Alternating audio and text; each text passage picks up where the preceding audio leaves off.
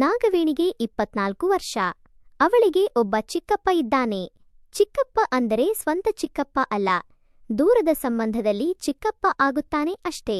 ಆದರೆ ಅವನು ನಾಗವೇಣಿಯ ಅಮ್ಮನ ಜೊತೆಗೆ ತುಂಬಾ ಕ್ಲೋಸ್ ಆಗಿ ಇದ್ದಾನೆ. ಎಷ್ಟು ಕ್ಲೋಸ್ ಅಂದರೆ ಅವರಿಬ್ಬರಿಗೂ ಆಸೆಯಾದಾಗ ಇಬ್ಬರು ಜೊತೆಗೆ ಸೇರುತ್ತಾರೆ. ನಾಗವೇಣಿಯ ಚಿಕ್ಕಪ್ಪನ ಹೆಸರು ಸುರೇಂದ್ರ. ಒಂದು ದಿನ ಸಂಜೆ ಸುಮಾರು 7 ಗಂಟೆಗಷ್ಟೇ ಸುರೇಂದ್ರ ನಾಗವೇಣಿಯ ಮನೆಗೆ ಬರುತ್ತಾನೆ. ಆಗ ನಾಗವೇಣಿ ಮನೆಯ ಹೊರಗಡೆ ಇರುವ ಒಂದು ಕುರ್ಚಿಯಲ್ಲಿ ಕುಳಿತುಕೊಂಡು ಓದುತ್ತಿರುತ್ತಾಳೆ. ಅವಳನ್ನು ನೋಡಿ ಸುರೇಂದ್ರ ಕೇಳುತ್ತಾನೆ, ನಾಗವೇಣಿ, ನಿನ್ನ ಅಮ್ಮ ಎಲ್ಲಿದೆ? ಎಲ್ಲೂ ಕಾಣಿಸುತ್ತಿಲ್ಲವಲ್ಲ. ಬೆಳಿಗ್ಗೆ ಎದ್ದು ಕೆಲಸಕ್ಕೆ ಹೋದವಳು ಇನ್ನೂ ಬಂದಿಲ್ಲ. ಎಷ್ಟು ಹೊತ್ತು ಆಗುತ್ತೆ ಏನೂ ಗೊತ್ತಿಲ್ಲ ಚಿಕ್ಕಪ್ಪ ಅಂತ ಹೇಳುತ್ತಾಳೆ. ಸುರೇಂದ್ರ ಹೇಳುತ್ತಾನೆ, ಸರಿ, ನಿನ್ನಮ್ಮ ಬಂದ ಮೇಲೆ ಬರುತ್ತೇನೆ ಎಂದು ಹೊರಡಲು ಸಿದ್ಧಗೊಳ್ಳುತ್ತಾನೆ. ಅವಳ ಉತ್ತರ, ಪರವಾಗಿಲ್ಲ ಚಿಕ್ಕಪ್ಪ, ಕುಳಿತುಕೊಳ್ಳಿ. ನೀವೇನು ಹೊರಗಿನವರು? ನಮ್ಮ ಮನೆಗೆ ಏನೇ ಸಮಸ್ಯೆ ಆದರೂ ನೀವೇ ಬಂದು ನೋಡುವಿರಿ. ನಿಮಗಿಂತ ನಮಗೆ ಇನ್ನಾರು ಮುಖ್ಯ? ನೀವು ಕುಳಿತುಕೊಳ್ಳಿ. ಸರಿ ಎನ್ನುತ್ತಾ ಸುರೇಂದ್ರ ಅವಳ ಪಕ್ಕದಲ್ಲೇ ನಿಂತುಕೊಂಡು ಅವಳನ್ನು ನೋಡುತ್ತಾ ಇರುತ್ತಾನೆ. ಯಾಕೆಂದರೆ ನಾಗವೇಣಿ ಕೆಳಗೆ ಬಗ್ಗಿ ಕುಳಿತು ಬರೆದುಕೊಳ್ಳುತ್ತಿರುತ್ತಾಳೆ. ಅವಳ ಸೌಂದರ್ಯ ಸುರೇಂದ್ರನಿಗೆ ತಕ್ಷಣವೇ ಕಣ್ಣಿಗೆ ಬೀಳುತ್ತದೆ. ಅದು ಕಾಣಿಸುತ್ತಿತ್ತು. ಅದನ್ನು ಕಂಡು ಸುರೇಂದ್ರ ಮನಸ್ಸಿನಲ್ಲಿ ಯೋಚನೆ ಮಾಡುತ್ತಿರುತ್ತಾನೆ, ಅಬ್ಬಾ, ಈ ಟೈಮಿನಲ್ಲಿ ನಿನ್ನ ಅಮ್ಮ ಇದ್ದಿದ್ದರೆ ತುಂಬಾ ಚೆನ್ನಾಗಿತ್ತು. ಏನೋ ತುಂಬಾ ಆಸೆಯಿಂದ ಬಂದಿದ್ದೆ. ನೋಡಿದರೆ ಅವಳು ಇನ್ನೂ ಬಂದಿಲ್ಲ. ಏನು ಮಾಡೋದು ಅಂತ ಯೋಚಿಸುತ್ತಾ ನಾಗವೇಣಿಯ ಕಡೆ ನೋಡುತ್ತಾ ಇರುತ್ತಾನೆ. ಆಗ ನಾಗವೇಣಿ ಕೇಳುತ್ತಾಳೆ, ಏನಾಯಿತು ಚಿಕ್ಕಪ್ಪ?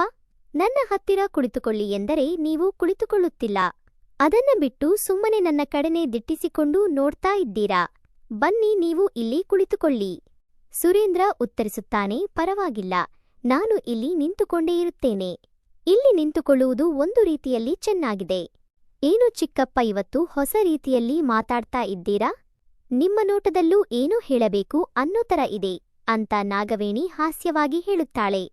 ಅಯ್ಯೋ, ನನ್ನ ನೋಟ ಇರೋದೇ ಹಾಗೆ ಅಂತ ಸಮರ್ಥನೆ ಕೊಡುತ್ತಾನೆ ಸುರೇಂದ್ರ. ಈ ಟೈಮಲ್ಲಿ ನಾಗವೇಣಿ ಅಚಾನಕ್ ಕೇಳುತ್ತಾಳೆ, ನನ್ನ ಅಮ್ಮನ ಜೊತೆ ನಿಮಗೇನು ಕೆಲಸ ಚಿಕ್ಕಪ್ಪ? ಅದನ್ನು ಕೇಳಿದಾಗ ಸುರೇಂದ್ರ ಕಂಗಾಲಾಗಿ ಹೋಗುತ್ತಾನೆ. ಅದೇನಿಲ್ಲ ನಾಗವೇಣಿ, ನಿನ್ನ ಅಮ್ಮ ನನ್ನ ಹತ್ತಿರ ಸ್ವಲ್ಪ ದುಡ್ಡು ಕೇಳಿದ್ದಳು. ಅದನ್ನು ಕೊಟ್ಟು ಹೋಗೋಣ ಅಂತ ಬಂದಿದ್ದೆ ಅಷ್ಟೇ. ಓ ಹಾಗ ಚಿಕ್ಕಪ್ಪ, ನೀವು ಏನು ಅಂದುಕೊಳ್ಳಬೇಡಿ, ನಾನು ನಿಮ್ಮ ಹತ್ತಿರ ಒಂದು ಮಾತು ಕೇಳೋಣ ಅಂತಿದ್ದೆ ಎನ್ನುತ್ತಾಳೆ ನಾಗವೇಣಿ. ಪರವಾಗಿಲ್ಲ, ಏನು ಕೇಳಬೇಕು ಅಂದುಕೊಂಡಿದ್ದೀಯೋ ಕೇಳು ಎನ್ನುತ್ತಾನೆ ಸುರೇಂದ್ರ. ಒಂದೆರಡು ದಿನಗಳ ಹಿಂದೆ ನೀವು ನಮ್ಮ ಮನೆಗೆ ಬಂದಿದ್ರಿ ಅಲ್ವಾ ಅಂತ ಕೇಳುತ್ತಾಳೆ. ಯಾಕೆ ನೀನು ಅನುಮಾನಾಸ್ಪದವಾಗಿ ಕೇಳ್ತಾ ಇದ್ದೀಯಾ ಅಂತ ಪ್ರಶ್ನಿಸುತ್ತಾನೆ ಸುರೇಂದ್ರ. ಮೊದಲು ನೀವು ಹೇಳಿ, 2 ದಿನಗಳ ಹಿಂದೆ ನೀವು ನಮ್ಮ ಮನೆಗೆ ಬಂದಿದ್ರಲ್ವಾ ಅಂತ ನಿಶ್ಚಿತವಾಗಿ ಕೇಳುತ್ತಾಳೆ. ಹೌದು, ಬಂದಿದ್ದೆ. ಈಗ ಹೇಳು, ಯಾಕೆ ಆ ರೀತಿ ಕೇಳ್ತಾ ಇದ್ದೀಯಾ ಎನ್ನುತ್ತಾನೆ. ಏನೂ ಇಲ್ಲ, ಆದರೆ ಕೆಲವು ವಾರಗಳಿಂದ ನನ್ನ ಅಮ್ಮ ತುಂಬಾ ಯೋಚನೆಯಲ್ಲಿದ್ದಳು. ನೀವು ಬಂದು ಹೋದ ಮೇಲೆ ಅವಳು ತುಂಬಾ ಸಂತೋಷವಾಗಿದ್ದಾಳೆ. ಅವಳಲ್ಲಿ ಆ ರೀತಿಯ ಬದಲಾವಣೆ ತರುವುದಕ್ಕೆ ನೀವು ಏನು ಮಾಡಿದ್ದೀರಿ ಅಂತ ಕೇಳುತ್ತಾಳೆ ನಾಗವೇಣಿ. ಹೀಗಾಗಿ ತಾನು ಎಲ್ಲಾದರೂ ನಿಜವನ್ನು ನಾಗವೇಣಿಗೆ ಹೇಳಿದರೆ ಅವಳು ತನ್ನ ಬಗ್ಗೆ ಏನು ಅಂದುಕೊಳ್ಳುತ್ತಾಳೋ ಎಂದು ಯೋಚಿಸುತ್ತಾ ನಿಂತುಕೊಂಡಿರುತ್ತಾನೆ ಸುರೇಂದ್ರ. ಏನಾಯ್ತು ಚಿಕ್ಕಪ್ಪ, ನಾನು ಮಾತಾಡ್ತಾ ಇದ್ರೆ ನೀವು ನಿಮ್ಮಷ್ಟಕ್ಕೆ ಏನೋ ಆಲೋಚನೆ ಮಾಡ್ತಾ ಇದ್ದೀರಲ್ಲ ಅಂದಳು ನಾಗವೇಣಿ. ಅದೇನಿಲ್ಲ ಅಂತ ಸ್ವಲ್ಪ ಕಂಗಾಲಾಗಿ ಉತ್ತರಿಸುತ್ತಾನೆ ಸುರೇಂದ್ರ. ಯಾಕೆ ಚಿಕ್ಕಪ್ಪ, ಏನಾದರೂ ಪ್ರಾಬ್ಲಮ್ ಆಗಿದೆಯಾ ಅಂತ ಮುಂದುವರಿಸುತ್ತಾಳೆ ಅವಳು. ಅಯ್ಯೋ, ಆದ್ರೆ ಏನೂ ಇಲ್ಲ, ಬೇರೆ ಯಾವುದೋ ಒಂದು ವಿಷಯದ ಬಗ್ಗೆ ಆಲೋಚನೆ ಮಾಡ್ತಾ ಇದ್ದೆ ಅಷ್ಟೇ ಅಂತ ಹೇಳಿ ತಪ್ಪಿಸಿಕೊಳ್ಳಲು ನೋಡುತ್ತಾನೆ ಸುರೇಂದ್ರ. ಹೌದಾ, ಹಾಗಿದ್ರೆ ನಾನು ಕೇಳಿದ್ದಕ್ಕೆ ನೀವು ಉತ್ತರವೇ ಕೊಡುತ್ತಿಲ್ಲ ಅಂದಳು ನಾಗವೇಣಿ. ನೀನು ಯಾವುದರ ಬಗ್ಗೆ ಕೇಳ್ತಾ ಇದ್ದೀಯಾ ಎಂದು ಕೇಳುತ್ತಾನೆ ಸುರೇಂದ್ರ. ಅವಳು ಹೇಳುತ್ತಾಳೆ, ಅದೇ ಚಿಕ್ಕಪ್ಪ, ನೀವು ನಮ್ಮ ಮನೆಗೆ ಬಂದು ಹೋದ ಮೇಲೆ ನನ್ನ ಅಮ್ಮ ತುಂಬಾ ಸಂತೋಷವಾಗಿದ್ದಾಳೆ. ಅವಳ ಸಂತೋಷಕ್ಕೆ ಕಾರಣ ಏನು? ನೀವು ಏನು ಮಾಡಿದ್ರಿ? ಯಾಕೆ ಚಿಕ್ಕಮ್ಮ, ಆ ವಿಷಯ ನೀನು ಇನ್ನೂ ಚಿಕ್ಕವಳು. ಅದರ ಬಗ್ಗೆ ನಿನಗೆ ಹೇಳಿದ್ರೆ ನೀನು ಕೂಡ ಹಾಗೆ ಆಗ್ತೀಯಾ? ಆದ್ರೆ ನಿನಗೆ ಕಷ್ಟ ಎನ್ನುತ್ತಾನೆ ಸುರೇಂದ್ರ. ಪರವಾಗಿಲ್ಲ ಚಿಕ್ಕಪ್ಪ, ನನಗೂ ಹೇಳಿ, ನನಗೂ ಅದರ ಬಗ್ಗೆ ತಿಳಿದುಕೊಳ್ಳಬೇಕು ಅನ್ನೋ ಆಸೆ ಇದೆ ಎನ್ನುತ್ತಾಳೆ ನಾಗವೇಣಿ.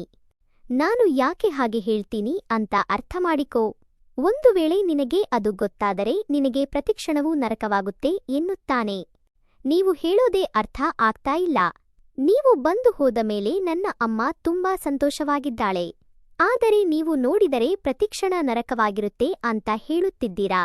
ನನಗೆ ಅರ್ಥ ಆಗ್ತಿಲ್ಲ ಅಂದಳು. ಅದು ಹಾಗಲ್ಲ. ಆ ವಿಷಯನೇ ಹಾಗೆ.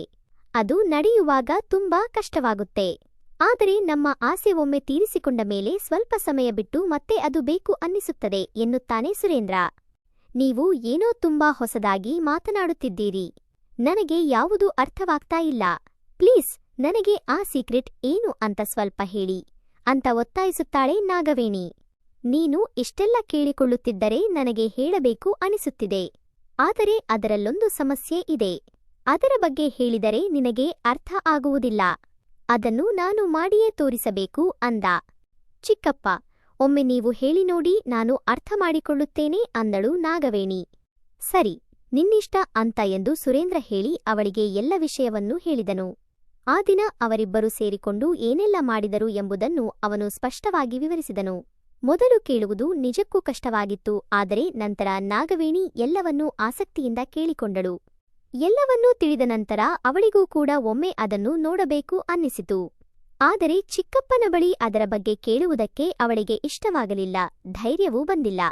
ಆದರೂ ಅವಳ ದೇಹ ಬೆವರುತ್ತಿತ್ತು, ಕೈಕಾಲುಗಳು ನಡುಗುತ್ತಿದ್ದವು. ಅವಳ ಮನಸ್ಸಿನಲ್ಲಿ ಈ ಹಿಂದೆ ಕಾಣದ ಅನೇಕ ಹೊಸ ಆಸೆಗಳು ಮೂಡುತ್ತಿದ್ದವು. ಚಿಕ್ಕಪ್ಪ, ನನ್ನ ಅಮ್ಮ ನಿನಗೆ ಇಷ್ಟೊಂದು ಇಷ್ಟವಾದಳಾ? ಅಷ್ಟೊಂದು ಖುಷಿ ಕೊಟ್ಟಳಾ ಅಂತ ಕೇಳಿದಳು. ಹೌದು ನಾಗವೇಣಿ, ನಿನ್ನ ಅಮ್ಮ ನನ್ನನ್ನು ನೋಡಿಕೊಂಡ ಹಾಗೆ ಇಂದವರೆಗೂ ಯಾರೂ ನನಗೆ ಆ ರೀತಿ ನೋಡಿಕೊಂಡಿರಲಿಲ್ಲ ಎಂದು ಹೇಳಿದನು ಸುರೇಂದ್ರ. ನಿನ್ನಿಂದ ಒಂದು ಮಾತು ಕೇಳುತ್ತೇನೆ, ಆದರೆ ನೀನು ತಪ್ಪಾಗಿ ಅರ್ಥ ಮಾಡಿಕೊಳ್ಳಬಾರದು ಅಂದಳು. ಪರವಾಗಿಲ್ಲ, ಏನು ಕೇಳಬೇಕೆಂದುಕೊಂಡಿದ್ದೀಯೋ ಕೇಳು. ನಾನೇಕೆ ತಪ್ಪಾಗಿ ಅರ್ಥ ಮಾಡಿಕೊಳ್ಳಬೇಕು ಎಂದು ಉತ್ತರಿಸಿದನು. ಹೇಗೆಂದರೆ ನೀನು ಹೇಳಿದ ಕಥೆ ತುಂಬಾ ಚೆನ್ನಾಗಿತ್ತು. ಅದನ್ನು ಕೇಳಿದ ಮೇಲೆ ನನಗೂ ಒಮ್ಮೆ ಅದರ ರುಚಿ ನೋಡಬೇಕು ಅನ್ನಿಸುತ್ತಿದೆ ಅಂದಳು. ನಾನು ಇದಕ್ಕೂ ಮೊದಲು ನಿನಗೆ ಹೇಳಿಲ್ಲವೇ? ನೀನು ಕೇಳಿದರೆ ನೀನು ಕೂಡ ನಮ್ಮಂತೆ ಆಗುತ್ತೀ ಎಂದು. ಸರಿ, ಹೇಗಿದ್ದರೂ ನಿನ್ನ ವಯಸ್ಸು ಕೂಡ ಈಗ ಅಷ್ಟೇ. ನಮಗಿಂತ ನಿನಗೆ ಅದರ ಬಗ್ಗೆ ಜಾಸ್ತಿಯೇ ಹಸಿವಿರುತ್ತದೆ ಎನ್ನುತ್ತಾನೆ. ಆದರೆ ಒಮ್ಮೆ ಅದರ ರುಚಿ ನೋಡಿದರೆ ಮತ್ತೆ ಯಾವತ್ತೂ ಬಿಡುವುದಿಲ್ಲ ಎನ್ನುತ್ತಾನೆ ಸುರೇಂದ್ರ. ಸರಿ, ನನಗೂ ಆ ರುಚಿ ನೋಡಬೇಕು. ನೀವು ನನ್ನ ಹಸಿವು ನೀಗಿಸಲು ಸಿದ್ಧರಾಗಬೇಕು. ನಿಮ್ಮ ಸೇವೆ ಮಾಡಲು ನಾನು ಸದಾ ಸಿದ್ಧಳಾಗಿರುತ್ತೇನೆ ಎನ್ನುತ್ತಾಳೆ ನಾಗವೇಣಿ. ಏನು ಅದೃಷ್ಟ ನನ್ನದು! ಒಂದು ಮೀನು ಹಿಡಿಯಲು ಹೋದರೆ ಸಮುದ್ರವೇ ನನ್ನ ಹತ್ತಿರ ಬರುತ್ತಿದೆ. ಒಂದಾದ ಮೇಲೆ ಇನ್ನೊಂದು ಆಫರ್ ಸಿಗುತ್ತಿದೆ ಎಂದು ಸುರೇಂದ್ರ ಖುಷಿಪಡುತ್ತಾನೆ. ತಾಯಿ ಮತ್ತು ಮಗಳು ಇಬ್ಬರೂ ನನಗೆ ಸೇವೆ ಮಾಡಲು ಸಿದ್ಧರಾಗಿದ್ದಾರೆ. ಯಾರಿಗುಂಟು ಈ ಅದೃಷ್ಟ ಅಂತ ತನ್ನೊಳಗೆ ಸಂತೋಷಪಟ್ಟಾನೆ. ಆಗ ಅವನು ನಾಗವೇಣಿಗೆ ಹೇಳುತ್ತಾನೆ, ಇದೀಗ ನಾವು ಅದನ್ನು ಮಾಡಬಹುದಿತ್ತು. ಆದರೆ ಒಂದು ವೇಳೆ ನಿನ್ನ ಅಮ್ಮ ಬಂದರೆ ಏನು ಮಾಡುವುದು ಅಂತ ಕೇಳುತ್ತಾನೆ ಸುರೇಂದ್ರ. ಅವರು ಬಂದರೆ ಏನೂ ಆಗುತ್ತದೆ? ಅವರು ಈಗಾಗಲೇ ನಿನಗೆ ಸೇವೆ ಕೊಟ್ಟಿದ್ದಾರೆ. ಒಂದು ವೇಳೆ ನಾನು ನಿನಗೆ ಸೇವೆ ಮಾಡುತ್ತಿರುವುದನ್ನು ಅವರು ನೋಡಿದರೆ ಏನು ಮಾಡುತ್ತಾಳೆ ಎಂದು ಕೇಳುತ್ತಾಳೆ ನಾಗವೇಣಿ. ಹಾಗಲ್ಲ ನಾಗವೇಣಿ, ನಿನ್ನ ತಂದೆ ತೀರಿಕೊಂಡಿರುವುದರಿಂದ ನಿನ್ನ ಅಮ್ಮ ನನ್ನ ಜೊತೆ ಆ ರೀತಿ ಮಾಡುವುದು ಒಂದು ಅರ್ಥ ಹೊಂದಿರಬಹುದು. ಆದರೆ ನೀನು ನನ್ನ ಜೊತೆ ಹೀಗೆ ಮಾಡುವುದು ಎಷ್ಟು ಸರಿ ಎಂದು ಯೋಚನೆ ವ್ಯಕ್ತಪಡಿಸುತ್ತಾನೆ. ಒಂದು ವೇಳೆ ಅವಳು ನಮ್ಮನ್ನು ನೋಡಿದರೆ ಎಲ್ಲಿ ಬೇಜಾರಾಗುತ್ತಾಳೋ ಅನಿಸುತ್ತಿದೆ ಎನ್ನುತ್ತಾನೆ. ಅದಕ್ಕೆ ನಾಗವೇಣಿ ಉತ್ತರಿಸುತ್ತಾಳೆ, ಅದರ ಬಗ್ಗೆ ಯೋಚನೆ ಮಾಡಬೇಡಿ. ಒಂದು ವೇಳೆ ನಾವಿಬ್ಬರು ಇರುವುದನ್ನು ಅಮ್ಮ ನೋಡಿದರೂ ನಾನು ಅವಳಿಗೆ ಏನಾದರೂ ಹೇಳಿ ಸಮಾಧಾನ ಮಾಡುತ್ತೇನೆ. ಈಗಾಗಲೇ ತುಂಬಾ ಲೇಟ್ ಆಗಿದೆ. ಪ್ಲೀಸ್ ನಾವು ಹೋಗೋಣ. ನನಗೆ ತುಂಬಾ ಆಸೆ ಆಗ್ತಾ ಇದೆ. ಹಾಗಿದ್ದರೆ ಒಂದು ಕೆಲಸ ಮಾಡೋಣ, ನಾವಿಬ್ಬರು ನನ್ನ ಮನೆಗೆ ಹೋಗೋಣ ಎನ್ನುತ್ತಾನೆ ಸುರೇಂದ್ರ. ಏನು ಒಳ್ಳೆಯ ಪ್ಲಾನ್ ಹೇಳಿದ್ರಿ ಚಿಕ್ಕಪ್ಪ. ಸರಿ ನಡಿ, ನಾವು ನಿಮ್ಮ ಮನೆಗೆ ಹೋಗೋಣ ಎನ್ನುತ್ತಾಳೆ ನಾಗವೇಣಿ. ಹೋಗೋಣ, ಆದರೆ ನಾವಿಬ್ಬರೂ ಹಸಿವು ತೀರಿಸಿಕೊಳ್ಳುವುದಕ್ಕೆ ತುಂಬಾ ಟೈಮ್ ಆಗುತ್ತದೆ. ಒಂದು ವೇಳೆ ನಿನ್ನ ಅಮ್ಮ ಬಂದರೆ ಏನು ಹೇಳೋದು ಎನ್ನುತ್ತಾನೆ. ಪರವಾಗಿಲ್ಲ, ಈಗ ನಾವು ಸುಮ್ಮನೆ ಇಲ್ಲಿ ಮಾತಾಡುತ್ತಾ ಟೈಮ್ ವೇಸ್ಟ್ ಮಾಡೋದೇ ಬೇಡ. ಅವಳಿಗೆ ನಾನು ಏನಾದರೂ ಹೇಳಿ ಸಮಾಧಾನ ಮಾಡುತ್ತೇನೆ ಎನ್ನುತ್ತಾಳೆ. ಹೀಗೆ ಹೇಳಿಕೊಂಡು ಇಬ್ಬರು ಹೊರಡುವ ಕ್ಷಣದಲ್ಲಿ ನಾಗವೇಣಿಯ ಅಮ್ಮ ಕೆಲಸ ಮುಗಿಸಿ ಮನೆಗೆ ಬರುತ್ತಾಳೆ. ಏನ್ ಸುರೇಂದ್ರ, ಈ ಟೈಮಲ್ಲಿ ಬಂದಿದ್ದೀಯಾ? ಅದು ಅಲ್ಲದೆ ನನ್ನ ಮಗಳ ಜೊತೆ ತುಂಬಾ ಹೊತ್ತಿನಿಂದ ಮಾತನಾಡುತ್ತಿದ್ದೆ ಅಂದಳು. ಅದೇ ಅಮ್ಮ, ನೀನೇನೋ ದುಡ್ಡು ಕೊಡಲು ಕೇಳಿದ್ದೆ ಅಲ್ವಾ, ಅದನ್ನು ಕೊಡಲು ಬಂದಿದ್ದರು ಅಂದಳು ನಾಗವೇಣಿ. ಇಲ್ಲಪ್ಪ, ನಾನು ಹಣ ಕೇಳಲಿಲ್ಲ. ಏನ್ ಸುರೇಂದ್ರ, ನಾನು ನಿನ್ನ ಹತ್ತಿರ ದುಡ್ಡು ಕೇಳಿದ್ದೇನಾ ಅಂತ ಕೇಳಿದಳು ನಾಗವೇಣಿಯ ಅಮ್ಮ.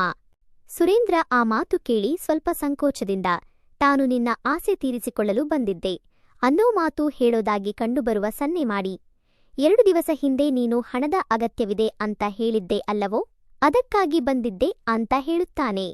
ಅಮ್ಮನಿಗೆ ಅವನ ಮಾತು ಅರ್ಥವಾಗಿ, ಓ ಹೌದಲ್ವಾ, ನಾನು ನಿನ್ನ ಹತ್ತಿರ ಹಣ ಕೇಳಿದ್ದೆ, ನನಗೆ ಮರೆತೆ ಹೋಗಿತು. ಕೆಲಸಕ್ಕೆ ಹೋಗಿ ಬಂದು ತುಂಬಾ ಸುಸ್ತಾಗಿದೆ. ಕಾಲು ತೊಳೆದುಕೊಂಡು ಬಾ, ಮನೆ ಒಳಗಡೆ ಹೋಗಿ ಕುಳಿತುಕೊಂಡು ಮಾತನಾಡೋಣ ಅನ್ನುತ್ತಾಳೆ. ಇದೇನಿದು, ಚಿಕನ್ ಬಿರಿಯಾನಿ ತಿನ್ನುವ ಅವಕಾಶ ಸಿಕ್ಕಿತು ಅಂದುಕೊಂಡರೆ ಎಲ್ಲವೂ ಹೋಗಿ ಮತ್ತೆ ತರಕಾರಿ ಊಟ ಮಾಡುವ ಹಾಗಾಯಿತು ಅಲ್ಲ ಅಂತ ಮನಸ್ಸಲ್ಲೇ ಅಂದುಕೊಳ್ಳುತ್ತಾ ಅವನು ಕೈ ಕಾಲು ತೊಳೆದುಕೊಂಡು ಮನೆ ಒಳಗೆ ಹೋಗುತ್ತಾನೆ. ತನ್ನ ಪ್ಲಾನ್ ನಡೆಯದೆ ಹೋದುದಕ್ಕಾಗಿ ನಾಗವೇಣಿ ತುಂಬಾ ಕೋಪದಲ್ಲಿ ಇರುತ್ತಾಳೆ. ನಾಗವೇಣಿಯ ಅಮ್ಮ ಅವಳನ್ನು ನೋಡಿ, ಏನಮ್ಮ, ಇದುವರೆಗೂ ತುಂಬಾ ಖುಷಿಯಾಗಿ ಇದ್ದವಳು ಈಗ ಯಾಕೆ ಇಷ್ಟು ಕೋಪದಲ್ಲಿದ್ದೀಯಾ ಅಂತ ಕೇಳುತ್ತಾಳೆ. ನೀನು ಮಾತ್ರ ಚೆನ್ನಾಗಿ ಊಟ ಮಾಡಬಹುದಾ, ನಾನು ಮಾತ್ರ ಏನು ಮಾಡಬಾರದಾ? ಸರಿಯಾಗಿ ಇವನ ಜೊತೆ ಊಟ ಮಾಡುವ ಎಲ್ಲಾ ಪ್ಲಾನ್ ಮಾಡ್ತಾ ಇದ್ದೆ. ಆ ಟೈಮಿಗೆ ನೀನು ಬಂದು ಎಲ್ಲವೂ ಹಾಳು ಮಾಡಿದೆ.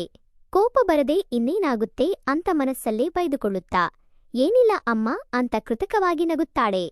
ಅವಳು ಕೋಪದಲ್ಲಿರುವುದನ್ನು ನೋಡಿದ ಸುರೇಂದ್ರ, ನಾಗವೇಣಿಗೆ ಊಟ ಮಾಡುವ ತುಂಬಾ ಆಸೆ ಇದೆ ಅನ್ನಿಸುತ್ತಿದೆ, ನಾನು ಇಲ್ಲೇ ಇದ್ದರೆ ಕಷ್ಟ, ಮೊದಲು ಇಲ್ಲಿಂದ ದೂರ ಹೋಗಬೇಕು ಅಂತ ಯೋಚಿಸಿ, ಸರಿ ನಾಗವೇಣಿ, ನಾನಿನ್ನು ಮನೆಗೆ ಹೋಗುತ್ತೇನೆ ಅಂತ ಅವಳಿಗೆ ಸನ್ನೆ ಮಾಡಿ ಅಲ್ಲಿಂದ ಹೊರಟು ಹೋಗುತ್ತಾನೆ.